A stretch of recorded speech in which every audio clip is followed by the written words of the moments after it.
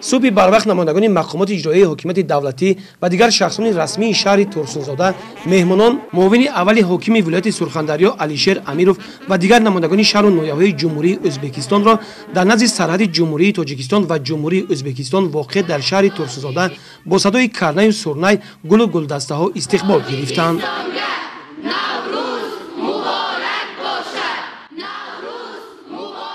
مهمانان هر دو جانب در بهتر گردن مناسبت و همکاری‌های دو کشور نیک ارزیابی کرده یکدیگر را با جشن نوروز خجست‌آباد تبریک و شادباش نمودند و همچنین چون رمز احترام در نزد مجسمه شاه اسماعیل سامانی گلچنبر گذاشتند.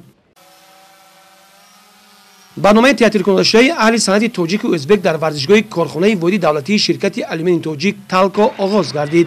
نخست مهمانان از نمایش دستاوردهای مهنتی ساکنان شهر ترسونزاده که به معرض تماشا گذاشته شده بود دیدن نمودند. نماینده حکومت جمهوری تاجیکستان سیراج‌الدین سیف‌الدینوف، معاون اول حاکم ولایت سرخندریا علیشیر امیروف و رهبران شهر ترسونزاده به سخن برآمده تمام ساکنان و مهمانان جمهوری ازبکستان را به جشن نوروز تهنیت گفتند. ضمن سخنرانی قید کرده شد که جشن نوروز در طول عصرها در برابر آن که بر رواج مدنیت زمینداری و زراعتکاری و باغداری و آبادکاری مساعدت نموده است، همچنین به انسانها چون فرهنگ والا عامل مهم تحکیم صلح و وحدت و توسعه نیکوکاری و خیرخواهی خدمت کرده است. مهمانان نیز در رفت سخنرانی ذکر کردند که رهبران دو دولت اساسگزار صلح و وحدت ملی پیشوای ملت پرزیدنت جمهوری تاجیکستان محترم امامی رحمان و پرزیدنت جمهوری ازبکستان محترم شوکت میرزیوف برای از نو برقرار کنی رشد و تقویت بخشی رابطه‌های بسیار ساحه و همکاری‌های متقابلا سودمند که با دورنمای منبع همکاری‌های دو جانبه روانه کرده شده است از تمام امکانات‌ها استفاده می‌برند. باید گفت که نوروز فرخنده‌پای را ساکنان شهر ترسونزاده نیز با شکرگزاری از دوران صاحب استقلالی و شکوه و شهامت خاصه تجلیل نمودند.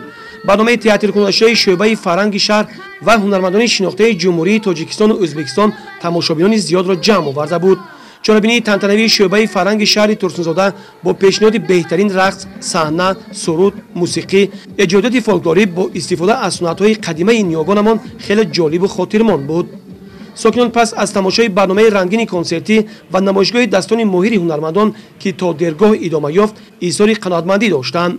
باید گفت که تجلیل جشن نوروزی در شهر و دهات ترسونزاده با رعایت سنت‌های خاص اجدادی و برگزاری مراسم خیرخواهانه هنوز ادامه دارد.